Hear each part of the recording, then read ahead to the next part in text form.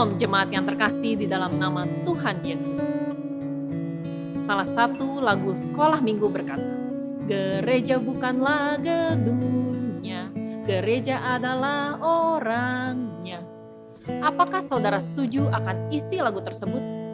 Gereja diharapkan untuk menjadi komunitas yang membawa jemaatnya bertumbuh menjadi pribadi yang lebih positif dan tentunya lebih bertumbuh dalam iman juga.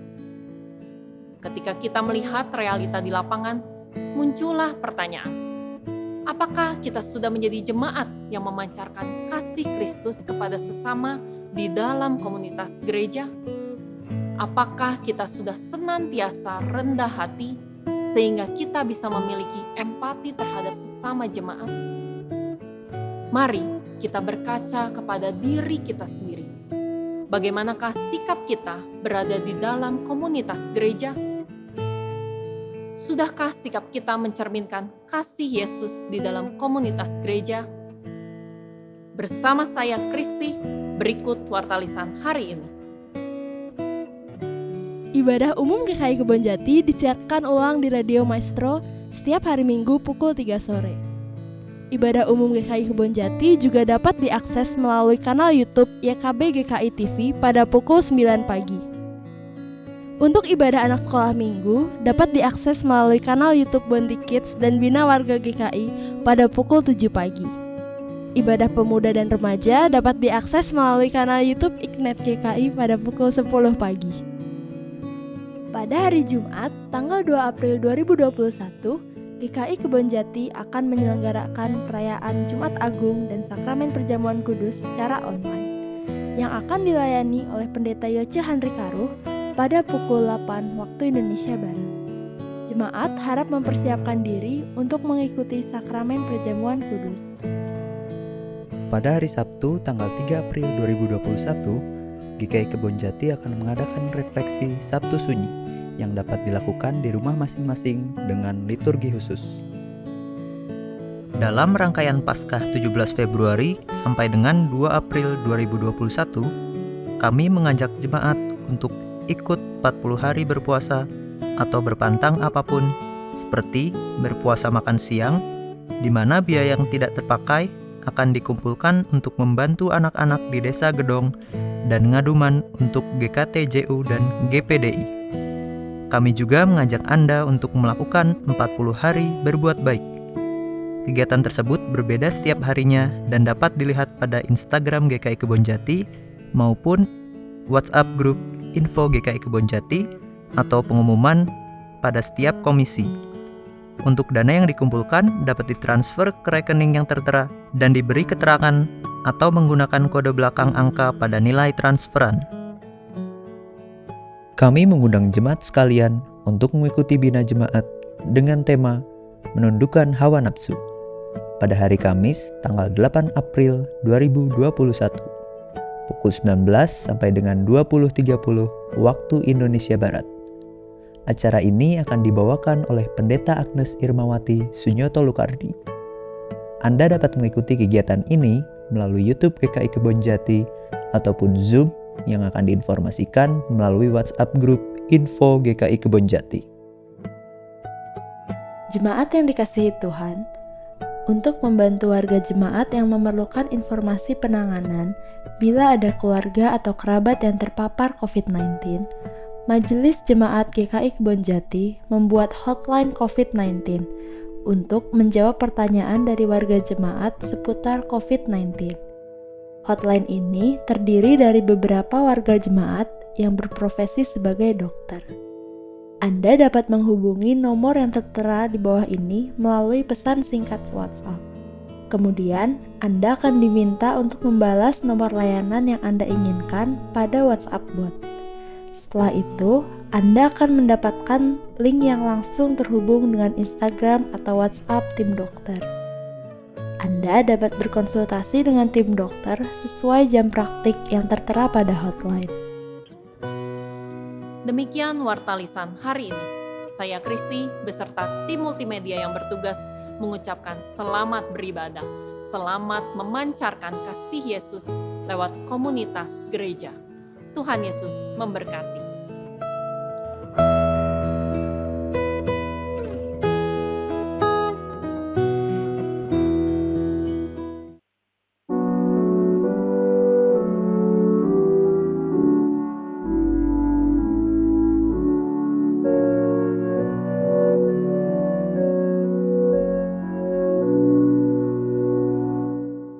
Selamat malam saudara-saudara yang dikasihi di dalam Kristus.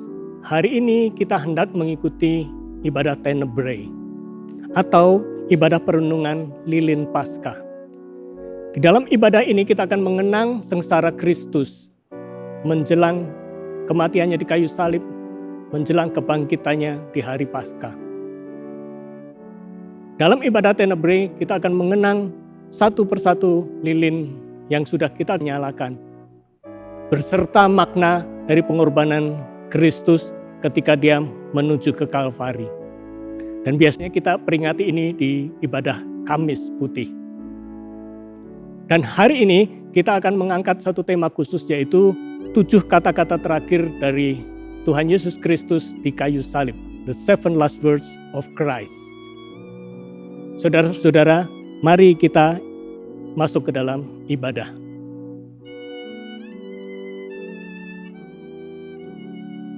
Terang telah datang ke dalam dunia, tetapi manusia lebih menyukai kegelapan daripada terang. Allah adalah terang, dan di dalam Dia sama sekali tidak ada kegelapan. Sebab Allah mengutus anaknya ke dalam dunia bukan untuk menghakimi dunia, melainkan untuk menyelamatkannya oleh Dia. Sebab barang siapa berbuat jahat, dia membenci terang dan dia tidak datang kepada terang itu, agar perbuatan-perbuatan yang jahat itu tidak nampak. Tetapi barang siapa melakukan yang benar, ia datang kepada terang. Saudara-saudara, kita akan menyanyikan lagu Yesus Terangmu Pelita Hatiku.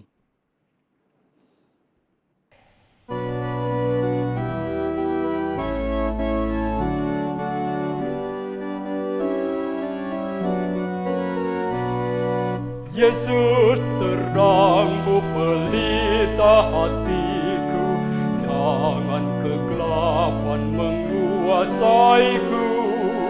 Yesus terangmu pelita hatiku, biar selalu ku sambut cintamu.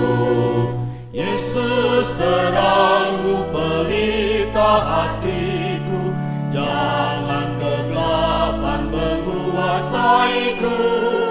Yesus terangmu pelita hatiku, biar selalu ku sambut cintamu. Yesus terangmu pelita hatiku, jangan kegelapan menguasaiku. Yesus terangmu pelita hatiku, biar selalu ku sambut cintamu.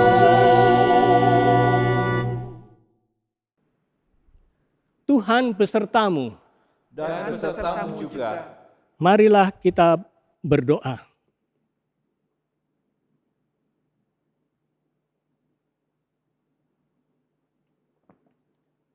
Tuhan yang Maha Pemurah, kami berhimpun di sini pada malam ini sebagai umat yang telah diselamatkan oleh Kristus. Kami ingin mengenang pengorbanannya. Kristus yang telah dikhianati, ditangkap, diserahkan kepada tangan-tangan yang berdosa, dan disalibkan bagi kami. Pada saat kami menghayati jalan pengorbanannya, kuatkanlah iman kami, ampunilah pengkhianatan kami, kobarkan semangat kami untuk mengikuti jalan salib Kristus. Baginya lah kemuliaan sampai selama-lamanya. Amin.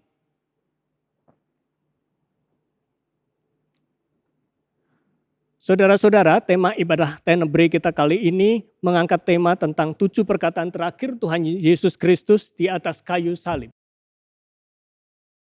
7 perkataan Yesus ini bukan sesuatu perikop yang utuh di dalam satu bagian Alkitab, tetapi dirangkumkan dari keempat Injil. Semua perkataan Yesus yang tercantum di sana, dan ada 7 perkataan Yesus di kayu salib yang dia ucapkan sebagai perkataan-perkataan terakhirnya. Secara teologis, ke-7 ucapan Kristus ini dianggap mewakili rangkuman yang lengkap tentang prinsip-prinsip iman Kristen kita.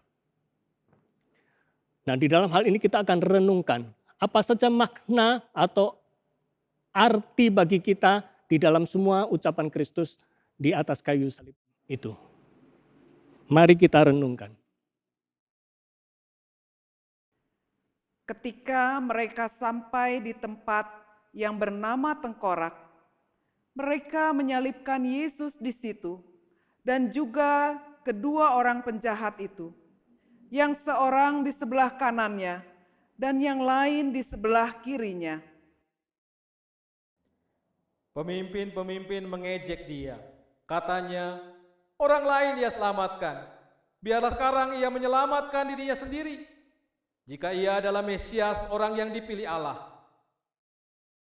Juga prajurit-prajurit mengolok-ngolokkan dia dan berkata, "Jika engkau adalah raja orang Yahudi, selamatkanlah dirimu." Ada juga tulisan di atas kepalanya, "Inilah raja orang Yahudi." Namun Yesus berkata, Ya Bapa, ampunilah mereka, sebab mereka tidak tahu apa yang mereka perbuat.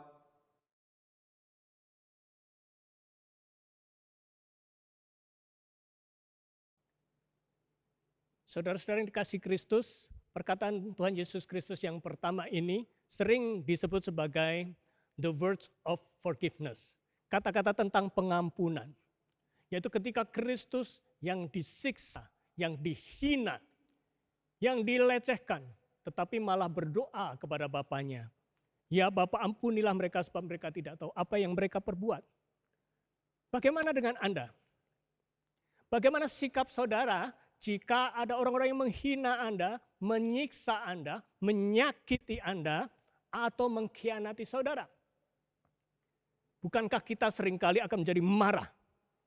Kita mendendam, kita sering mengutuk, dan membalas dengan kejahatan. Di malam ini kita diingatkan, apakah saudara bisa seperti Kristus yang justru memohonkan ampun untuk mereka? Dia yang menderita di salib karena semua perbuatan kita telah memberikan pengampunannya. Bahkan mau menjadi perantara kita untuk memohon kepada Bapanya untuk mengampuni kita. Dan di dalam hidup Anda di hari ini, sudahkah Anda mengampuni saudara-saudara Anda? Atau apakah Anda masih memendam suatu kemarahan terhadap saudara, rekan, famili Anda? Mari kita mengingat apa yang dikatakan di dalam Efesus 4 ayat 26-27. Apabila kamu menjadi marah, janganlah kamu berbuat dosa. Janganlah matahari terbenam sebelum padam amarahmu. Dan janganlah beri kesempatan kepada iblis. Saudara-saudara, kita seringkali sulit untuk mengampuni. Karena itu biarlah kita memohon pengampunannya, baik dari Allah Bapa maupun dari anaknya, agar kita menjadi seperti Kristus, memiliki pengampunan dan belas kasihan kepada sesama. Marilah kita berdoa dengan mengumandangkan lagu Kyrie.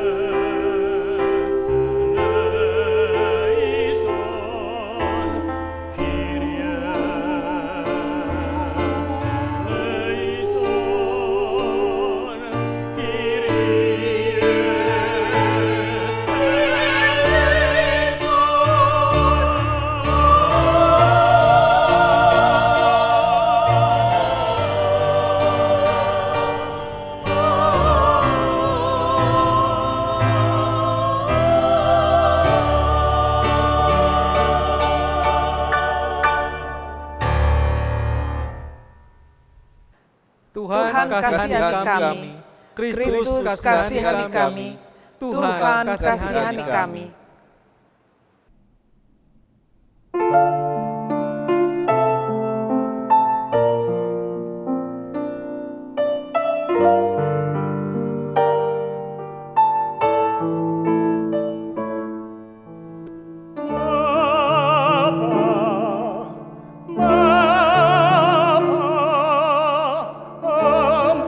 Ampunilah mereka, sebab mereka tak tahu apa yang mereka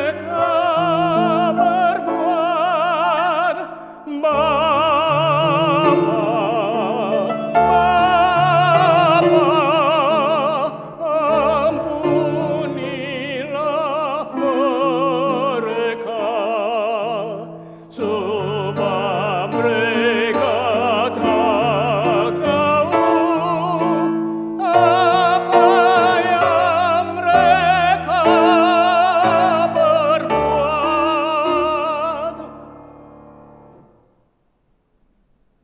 Dunia kehilangan terangnya.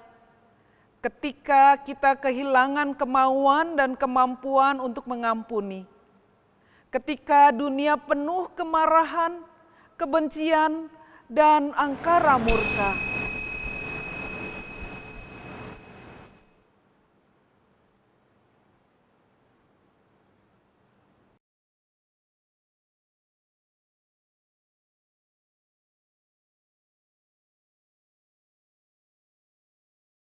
Seorang dari penjahat yang digantung itu menghujat dia. Katanya, "Bukankah engkau adalah Kristus? Selamatkanlah dirimu dan kami." Tetapi yang seorang menegur dia katanya, "Tidakkah engkau takut juga tidak kepada Allah, sedang engkau menerima hukuman yang sama? Kita memang selayaknya dihukum, sebab kita menerima balasan yang setimpal dengan perbuatan kita. Tapi orang ini tidak berbuat sesuatu yang salah." Lalu ia berkata, "Yesus, ingatlah akan aku apabila engkau datang sebagai Raja." Kata Yesus kepadanya, Aku berkata kepadamu, sesungguhnya hari ini juga engkau akan ada bersama-sama dengan aku di dalam Firdaus.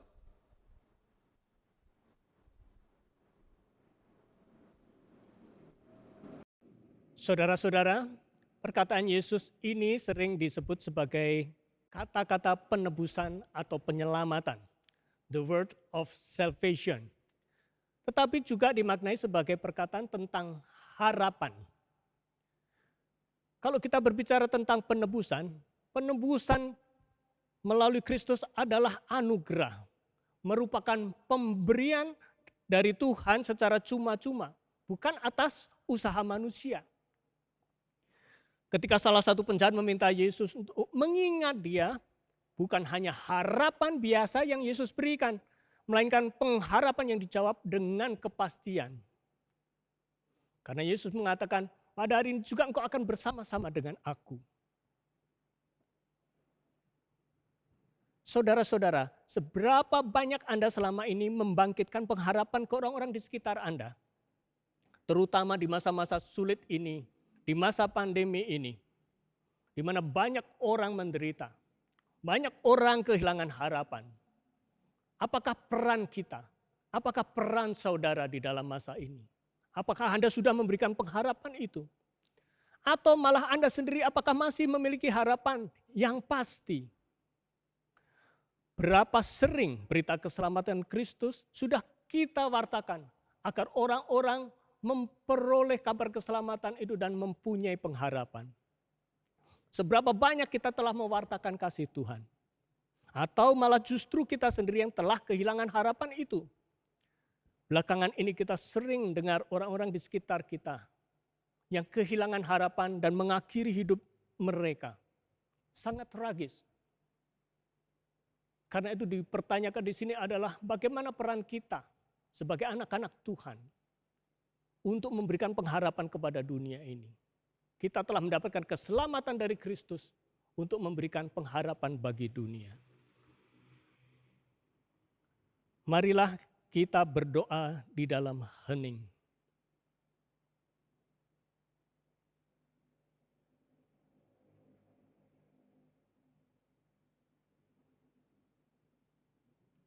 Amin.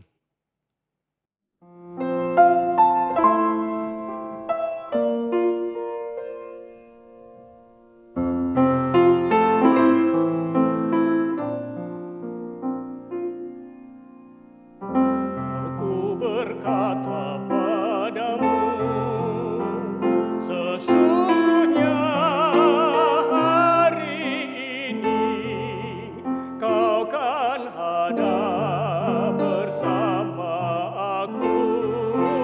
Sesungguhnya hari ini juga kau kan ada bersama-sama aku di dalam Firdaus, bersama dengan aku di dalam Firdaus.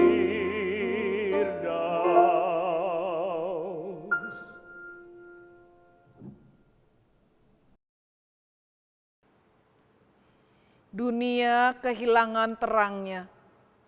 Ketika kita kehilangan harapan, ketika dunia penuh keputusasaan dan menjadi letih lesu,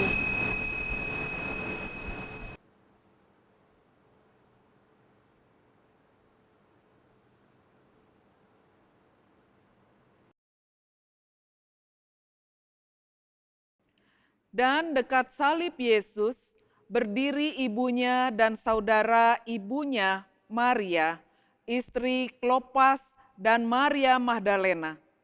Ketika Yesus melihat ibunya dan murid yang dikasihinya di sampingnya, berkatalah ia kepada ibunya, Ibu, inilah anakmu. kemudian katanya kepada murid-muridnya, Inilah ibumu. dan sejak saat itu, murid itu menerima dia di dalam rumahnya.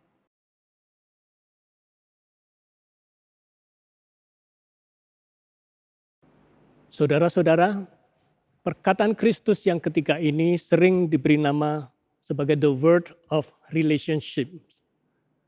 Perkataan tentang hubungan manusia. Tetapi juga sering dimaknai sebagai perkataan tentang kasih. The word of love. Dalam ucapan Yesus yang ketiga ini, Yesus memberikan makna baru di dalam hubungan manusia. Yaitu ketika hukum kasih diterapkan, maka hubungan manusia menjadi berbeda. Hubungan ini menjadi lebih transenden dan mampu melewati batas-batas sekat-sekat dari kebudayaan kita, dari kebiasaan kita yang diciptakan oleh manusia itu sendiri. Kasih yang Yesus tunjukkan adalah kasih yang nyata di dalam tindakan. Bukan sekedar ucapan, aku mengasihimu. Bukan juga hanya soal perasaan. Bagi Yesus mengasihi berarti mau menanggalkan status diri dan mau mengutamakan serta mementingkan orang lain. Lebih dari diri sendiri. Mengasihi berarti melayani sesama seperti diri sendiri atau seperti keluarga sendiri. Di dalam Yohanes 13 ayat 34 dan 35 dikatakan, Aku memberikan perintah baru kepada kamu, yaitu supaya kamu saling mengasihi. Sama seperti aku telah mengasihi kamu, demikian pula kamu harus saling mengasihi. Dengan demikian, semua orang akan tahu bahwa kamu adalah murid-muridku, yaitu jikalau kamu saling mengasihi. Ini adalah inti dari perkataan ini. Ketika Yesus mengatakan, ibu ini adalah anakmu, ini adalah ibumu. Artinya sebagai sama manusia kita harus menganggap mereka seperti diri sendiri. Seperti dikatakan di dalam Matius 22 ayat 39. Kasihilah sesamamu manusia seperti dirimu sendiri. Sebagai satu hukum kasih yang kedua yang sama seperti ketika kita dituntut untuk mengasihi Allah Bapa kita. Perintah untuk saling mengasihi bukan perintah baru sebenarnya. Perintah itu sudah ada di dalam hukum Taurat. Tetapi apanya yang baru? Di dalam perkataan ini adalah kualitasnya. Kualitasnya yang diperbarui. Yesus meminta para murid termasuk saudara dan saya untuk saling mengasihi sama seperti Yesus mengasihi para muridnya. Mari kita renungkan perintah ini dengan menyanyikan lagu Perintah Baru.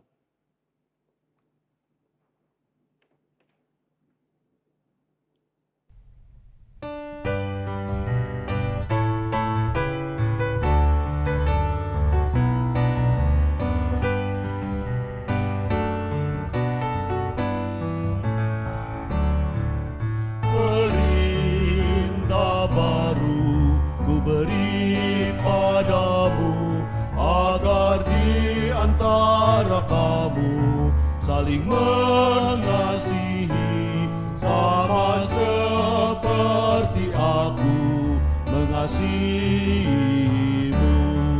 Sehingga orang akan tahu engkau muridku, jika saling mengasihi.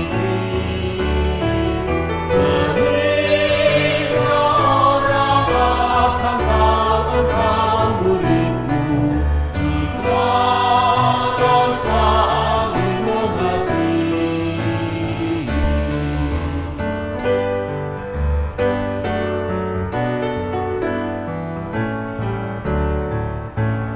Perintah baru kuberi padamu, agar di antara kamu saling mengasihi, sama seperti aku mengasihimu.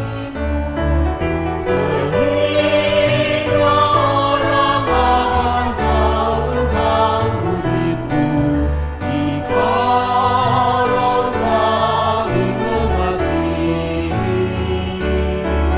Sehingga orang akan tahu engkau muridku, jikalau saling mengasihi.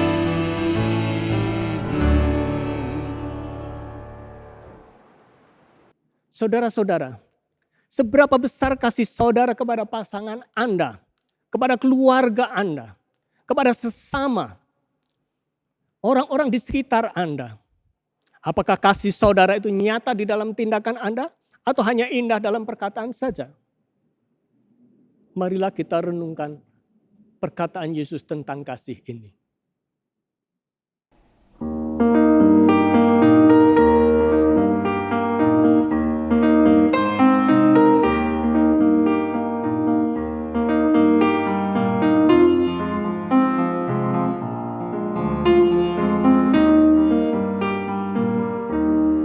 Ibu,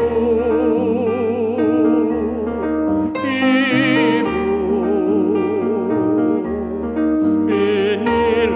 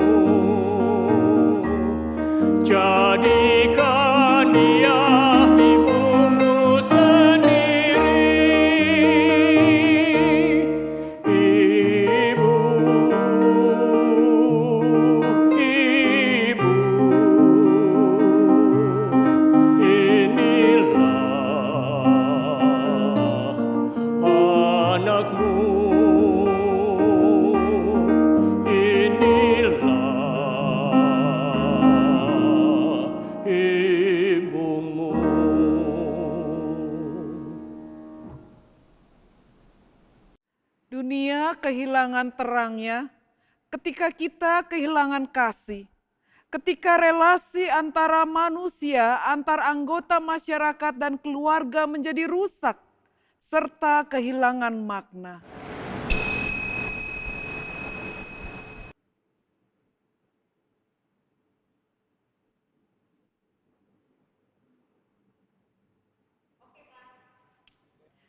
Mulai dari jam 12, kegelapan meliputi seluruh daerah itu sampai jam 3.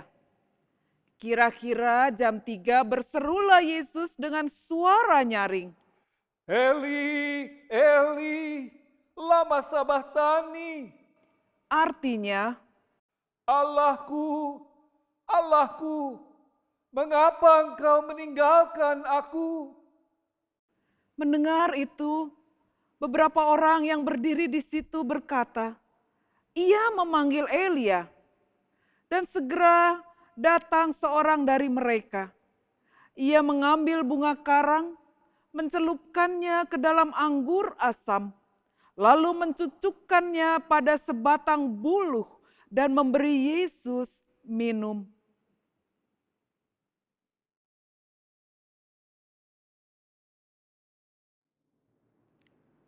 Saudara-saudara, perkataan Yesus yang keempat ini sering dikatakan sebagai ucapan yang susah dipahami. Karena kita bisa bertanya, apakah Allah benar-benar meninggalkan anak yang dikasihinya? Bagaimana mungkin Allah yang Maha Pengasih itu meninggalkan anaknya sendiri? Sesungguhnya ini adalah rahasia yang besar dalam proses penebusan dosa manusia. Penebusan yang telah dirancang oleh Allah sendiri. Seperti kita sudah pernah renungkan, yang bisa menjadi korban penebusan untuk menggantikan manusia yang berdosa adalah manusia yang murni, yang datang dari Allah. Dan Yesus, walaupun dia dari Allah, tetapi dia harus berkorban sebagai manusia murni. Artinya, ketika dia berkorban, harus tanpa perlindungan dari sifat keilahiannya. Karena kalau dengan demikian kita bisa bilang, atau dunia kegelapan akan bisa bilang bahwa itu tidak kaci. Tentu saja dia bisa menahan karena dia memiliki sifat ilahi. Karena itu dia harus berkorban sebagai manusia murni tanpa perlindungan sifat keilahiannya. Yaitu sebagai manusia murni yang bisa merasakan dan harus menghadapi semua ketakutan dan keraguan dan kesakitan dan rasa putus asa manusia. Yang diharapkan untuk dia jalankan sampai tuntas, sampai akhir. Tanpa dia terjatuh di dalam dosa. Yaitu dia harus tetap murni dan harus tetap rela mengorbankan dirinya sampai akhir. Ini adalah rancangan itu. Karena itu perkataan ini adalah tentang keterputusan hubungan dengan Allah. Dalam terjadinya dosa manusia, sebenarnya apakah Allah yang meninggalkan manusia?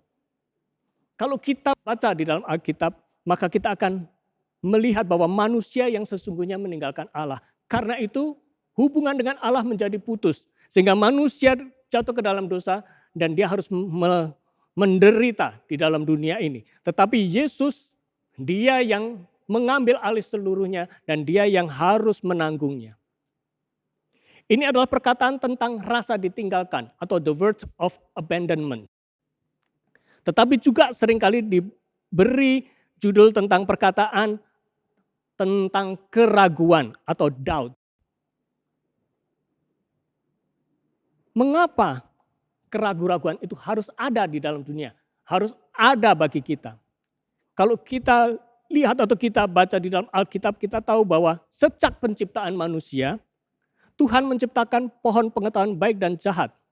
Artinya manusia diberi satu titik untuk dia bisa mengalami keraguan-keraguan. Mengapa tidak dihilangkan saja? Sehingga manusia terus ada di sana. Karena konsep iman kepada Allah itu hanya bisa nyata di atas keraguan. Kalau tidak ada keraguan, apakah itu bisa disebut iman ketika kita percaya? Itu adalah sama seperti kita tidak punya pilihan. Tetapi kita diberikan hak yang terbesar, yaitu memilih, hak untuk bisa memilih. Karena itu di sana ada titik tentang keraguan-keraguan itu. Dan keraguan yang nyata muncul karena manusia jatuh ke dalam dosa. Karena manusia memutuskan keterkaitannya dengan firman Allah. Karena itu Yesus harus menanggung kondisi putus hubungan dari dosa manusia tersebut di kayu salib. Dia harus merasakan bagaimana rasanya ketika manusia itu terputus dari Allah. Dan karena dia datang dari yang ilahi, karena itu Yesus sebagai manusia, dia merasa seperti dia ditinggalkan oleh Bapanya. Tetapi karena demikian inilah sesungguhnya korban yang dia lakukan menjadi layak. Kalau kita nanti renungkan kata-kata Yesus, 7 perkataan Yesus di kayu salib ini, kata-kata Yesus dari yang pertama hingga ketiga, itu menunjukkan Yesus yang masih ada sifat keilahian. Yesus yang bisa memberikan kuasa bahwa engkau akan berada bersama dengan aku. Bapa, ampunilah mereka. Ini hal-hal yang menunjukkan keilahian Kristus. Tetapi di pernyataan 4-7 ketika di ujung pengorbanannya, ini menunjukkan Yesus sebagai manusia murni tanpa perlindungan sifat ilahi. Dia yang sedang menuntaskan tugas akhirnya sebagai korban penebusan dosa manusia. Marilah kita berdoa untuk merenungkan semua ini di dalam hening.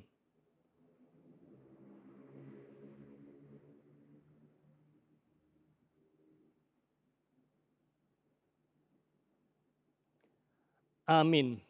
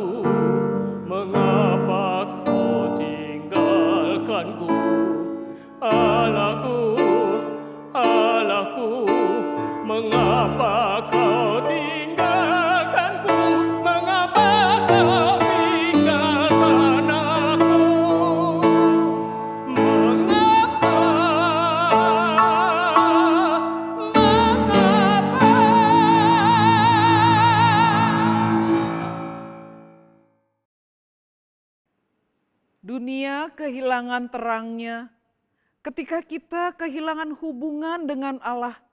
Ketika manusia meninggalkan atau memisahkan diri dari kasih dan naungan Allah.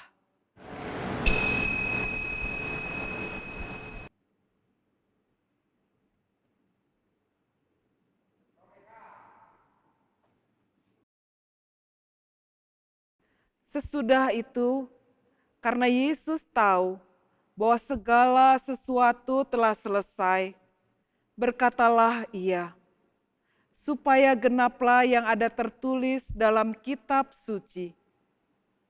Aku haus. Di situ ada suatu bekas penuh anggur asam. Maka mereka mencucukkan bunga karang yang telah dicelupkan dalam anggur asam pada sebatang hisop, lalu mengunjukkannya ke mulut Yesus.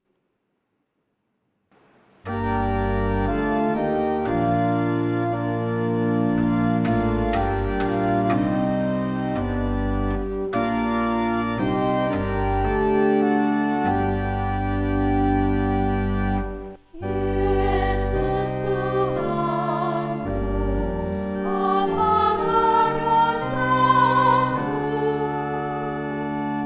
hingga umur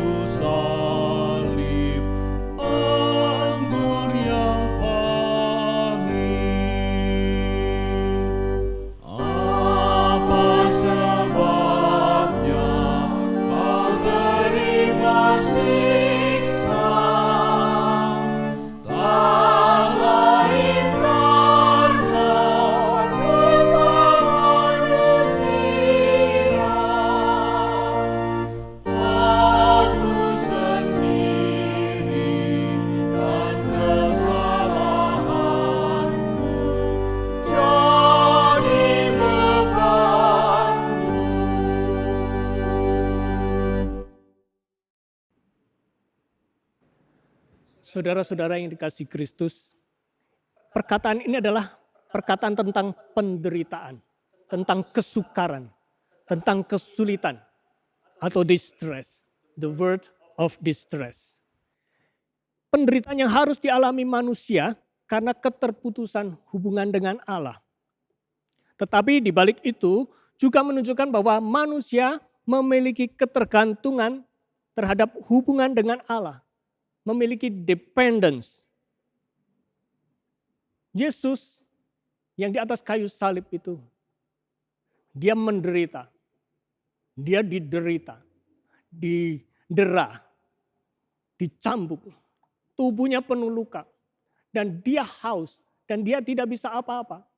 Dia memerlukan orang lain. Tergantung kepada orang lain. Sesungguhnya apa yang ingin ditunjukkan Kristus di dalam tahap ini? Sesungguhnya ketika kita beriman, seringkali kita mengambil pemikiran bahwa iman kita begitu pasti, begitu enak, begitu nyata.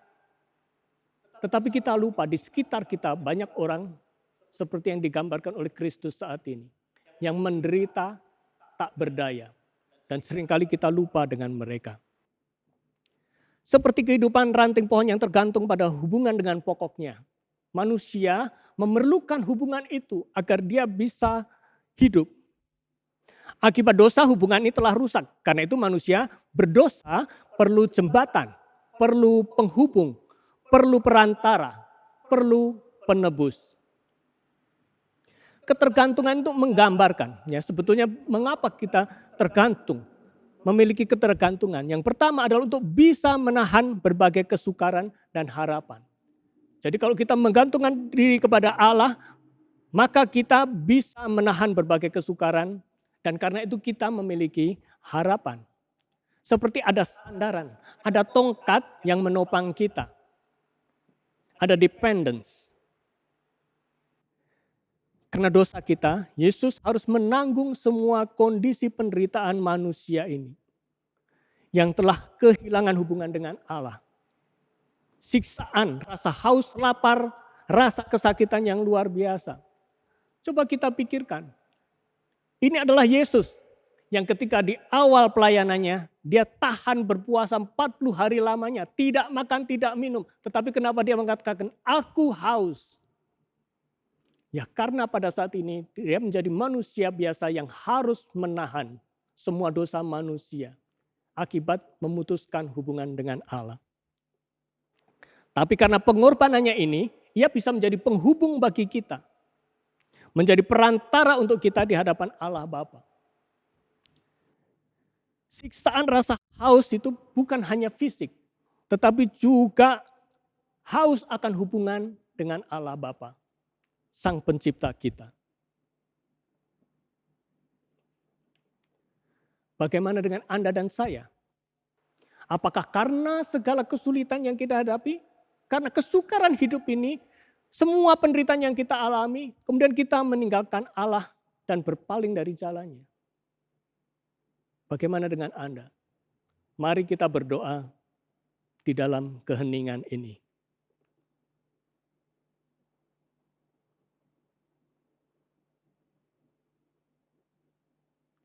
Amin. Sesudah itu, karena Yesus tahu segala sesuatu telah selesai, berkatalah dia, aku haus, aku haus, aku haus,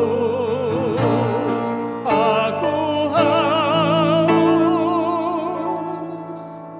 agar genap apa yang tertulis dalam kitab suci. Aku haus.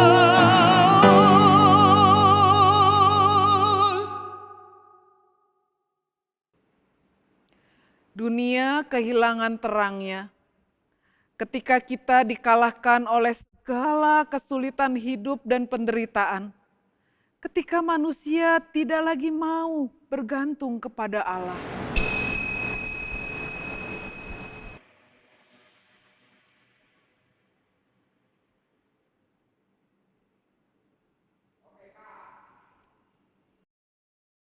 Sesudah Yesus meminum anggur asam, berkatalah Ia, Sudah selesai. lalu Ia menundukkan kepalanya dan menyerahkan nyawanya.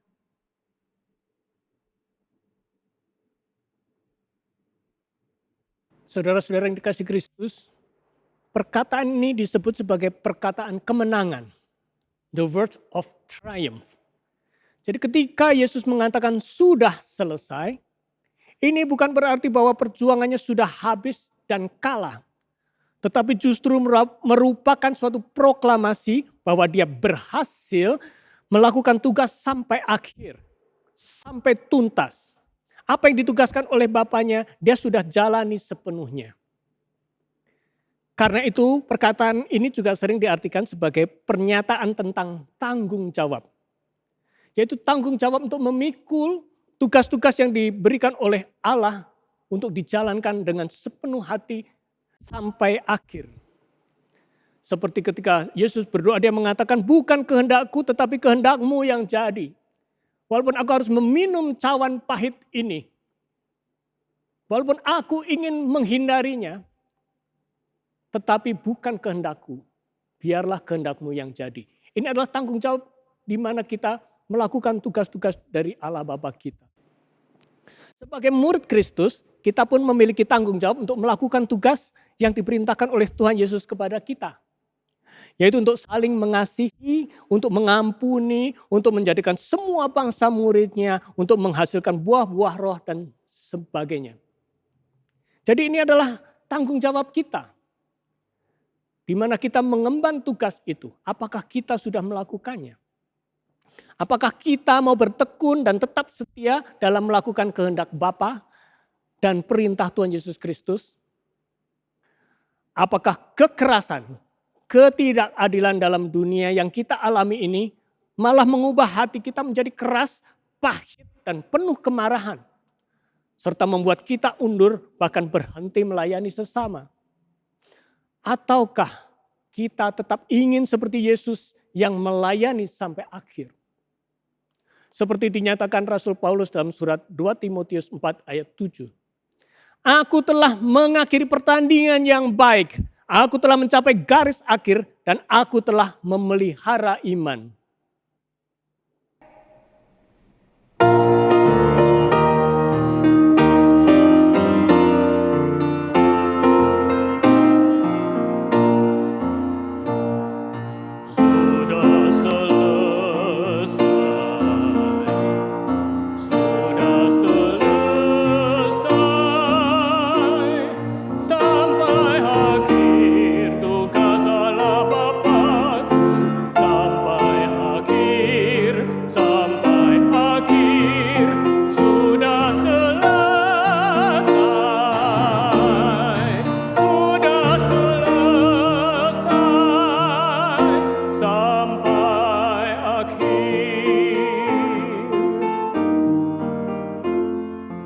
Karena kasih-Nya pada dunia, Ia utus aku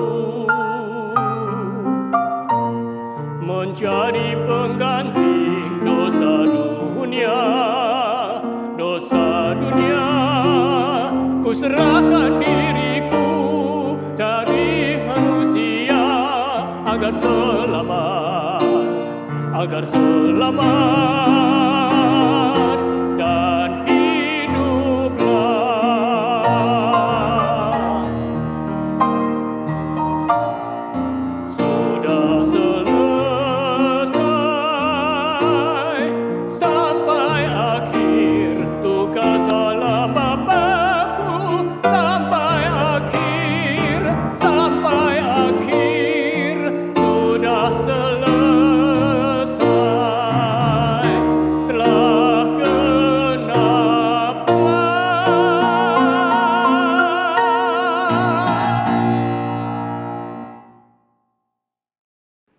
Dunia kehilangan terangnya ketika kita tidak lagi bisa bertanggung jawab penuh, tidak bisa berkomitmen dalam melayani Tuhan dan sesama, ketika manusia menyerah kalah.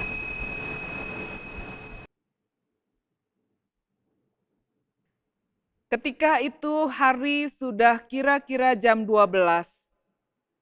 Lalu kegelapan meliputi seluruh daerah itu sampai jam 3.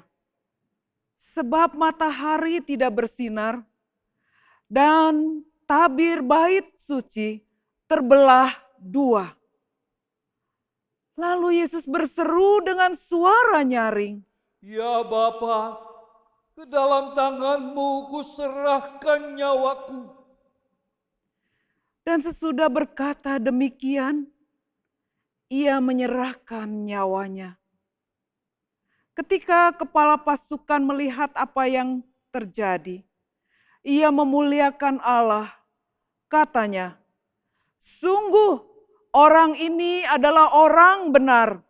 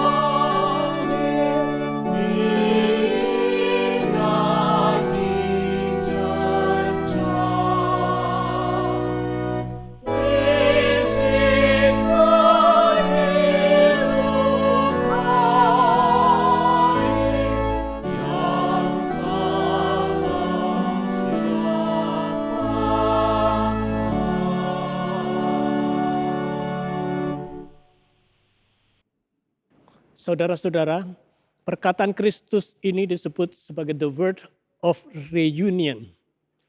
Ini adalah perkataan tentang penyatuan atau kembalinya Yesus dalam persekutuan dengan Allah Bapa. Yesus menyerahkan dan melepaskan seluruh kemanusiaannya untuk kembali bersatu dengan Bapanya.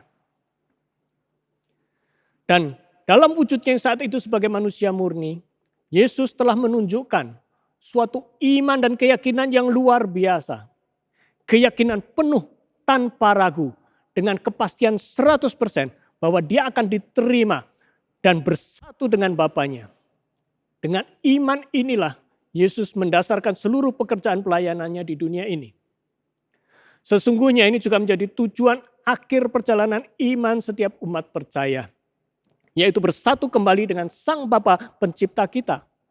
Ini bukan sekedar reuni seperti yang biasa kita lakukan dengan teman-teman kita. Juga bukan hanya sekedar bertemu begitu saja.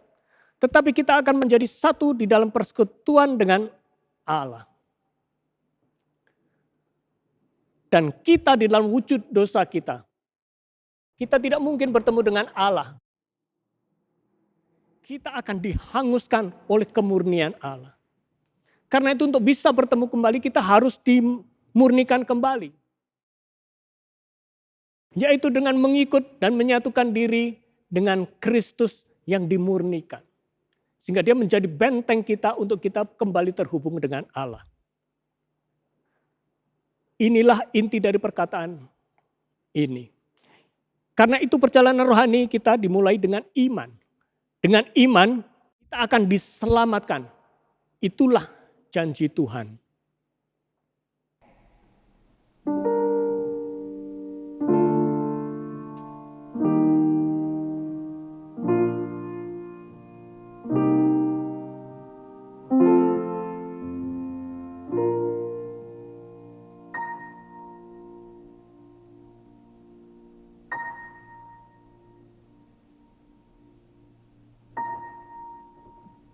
Ya Bapa, ke dalam tangan-Mu ku serahkan nyawaku.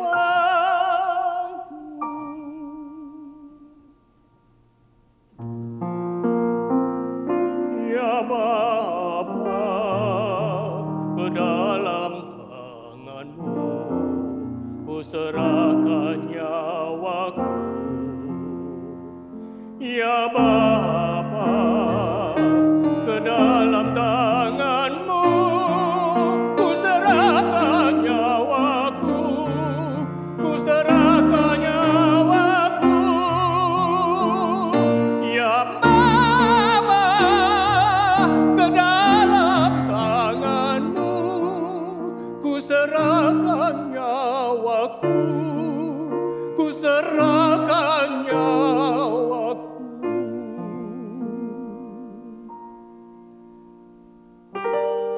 Ya Bapa, ke dalam tangan-Mu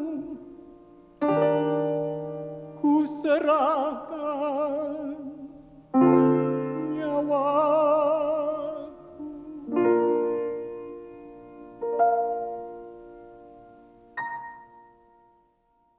Dunia kehilangan terangnya.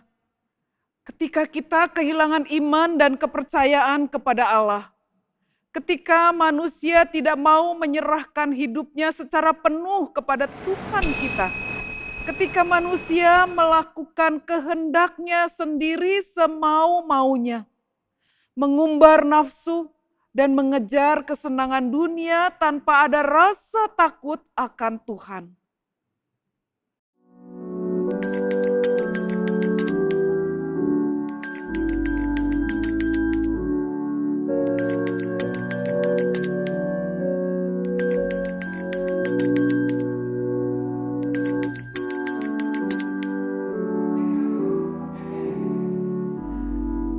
Ketika itu tabir bait suci terbelah dua dari atas sampai ke bawah. Waktu kepala pasukan yang berdiri berhadapan dengan dia melihat matinya demikian, berkatalah ia, "Sungguh orang ini adalah anak Allah."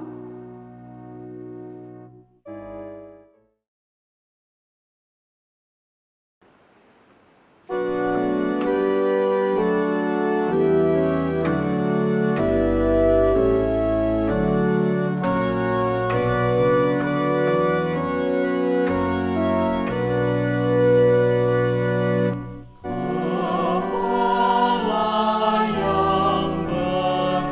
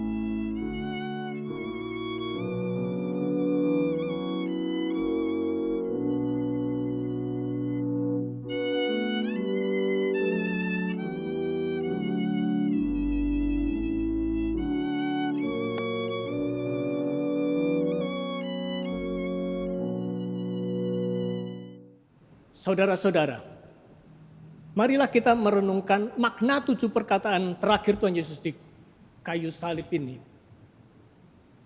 Melalui perkataan-perkataan Yesus yang terakhir ini kita bisa mempelajari bahwa Yesus menunjukkan di dalam pengorbanannya bahwa Dia mengampuni. Dia memberikan keselamatan dan penebusan. Dia memperbaiki dan menyempurnakan relasi dan hubungan manusia. Dia telah menanggung sengsara putusnya hubungan dengan Allah Bapa. Dia menanggung kesukaran dan penderitaan. Dan dia telah menunjukkan bahwa dia berkomitmen penuh dan menang dalam pertempuran untuk menanggung dosa manusia. Dan dia telah menyerahkan hidupnya ke dalam persekutuan dengan Allah. Tetapi bagi kita, melalui apa yang dia lakukan, dia telah meletakkan jalan bagi hidup keselamatan kita. Yaitu untuk mengatasi keraguan kita dan tetap teguh di dalam iman. Untuk memberi pengampunan dan untuk memiliki serta memberi pengharapan. Untuk terus terikat dan mengandalkan Tuhan. Sehingga bisa memiliki dan membagikan cinta kasih. Dan terus bertekun di dalam tanggung jawab kita untuk bekerja melayani Tuhan dalam meluaskan kerajaannya, untuk mengikuti teladannya dan menjalankan perintah-perintahnya. Jadi kalau kita simpulkan, ini adalah 7 unsur dalam jalan keselamatan kita. Dan 7 hal ini menjadi salib yang harus kita tanggung. Karena itu kita lihat, apakah makna salib Kristus itu?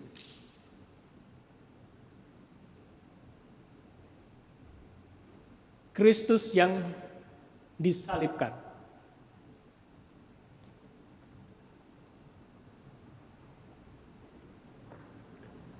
Sesungguhnya, apa yang bisa kita pelajari dari hal ini?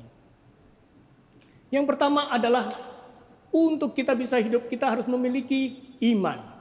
Di mana iman ini menjadi tiang utama yang menunjang kita, yang menunjang perjalanan rohani kita. Dan kemudian di tengah-tengah kita memiliki kasih. Untuk memiliki kasih sehingga kita memiliki pengharapan kepada Allah kita. Ini adalah garis yang transenden yang diletakkan oleh Tuhan. Melalui iman, kasih, pengharapan. Tetapi kasih bukan hanya berdiri sendiri. Tetapi dia memiliki tanggung jawab secara horizontal. Yaitu kita harus bisa memberikan forgiveness, memberikan pengampunan kepada sesama kita. Kita juga memiliki pekerjaan untuk sesama kita. Untuk membagikan kasih kepada mereka. Untuk melayani mereka. Untuk menyebarkan berita Kristus. Keselamatan dari Kristus. Itu tanggung jawab kita. Tetapi dalam perjalanan kita, karena itu dikatakan adalah akhirnya ada 3 hal itu, yaitu iman, pengharapan, dan kasih. Dan yang terbesar adalah kasih. Kenapa? Kalau iman dan pengharapan hanya urusan kita dengan Allah kita. Tetapi di dalam kasih kita mempunyai tanggung jawab kepada sesama. Dan ini menjadi paket yang utuh. Menjadi salib yang harus kita pikul. Kita tidak bisa hanya melakukan satu demi satu. Kalau tidak, kita tidak bisa memikul salib kita ini. Dan banyak orang mengatakan, ya kita sudah melakukan ini. Ini cukup. Apakah kita bisa? Apakah kita bisa melakukan semua kesalehan yang kita ingin lakukan atau kita yakini kita bisa lakukan? Seringkali mungkin kita bisa merasa bahwa suatu saat kita bisa berdiri sendiri dengan usaha kita sendiri. Tetapi terkena angin, terkena dorongan, ini akan rubuh. Tidak bisa. Dan terutama karena kita selalu memiliki keraguan-raguan karena dosa kita.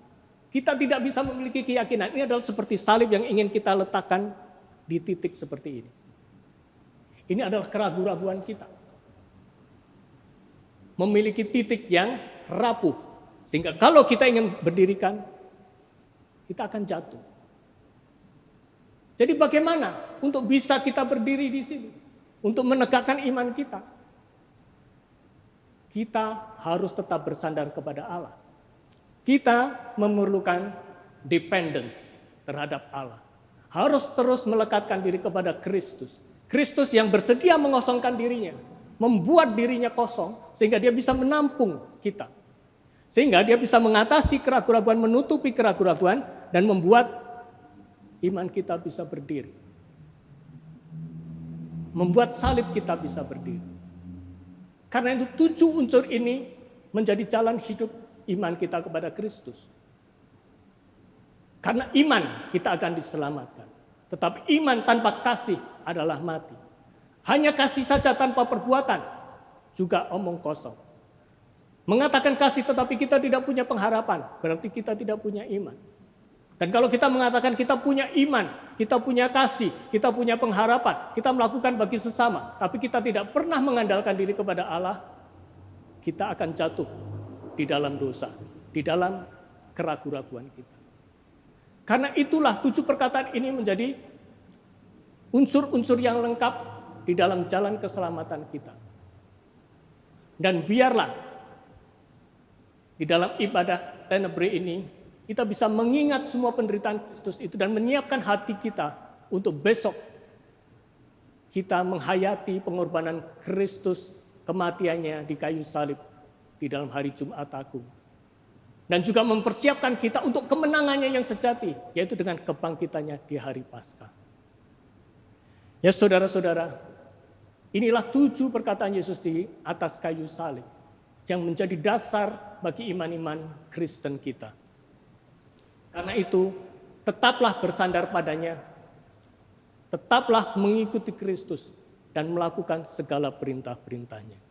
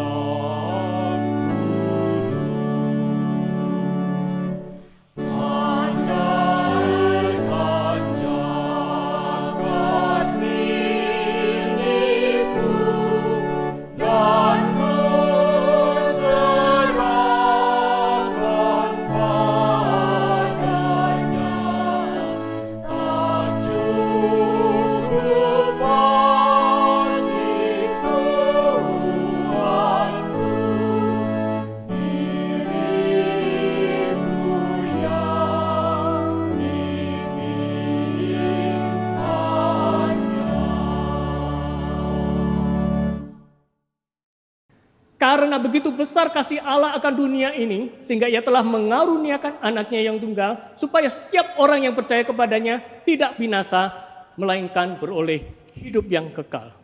Ini dinyatakan di dalam Yohanes 3 ayat 16. Dan kiranya Yesus Kristus yang demi kita telah taat sampai mati, bahkan sampai mati di kayu salib, terus menjaga dan menguatkan kita, kini dan selamanya. Amin.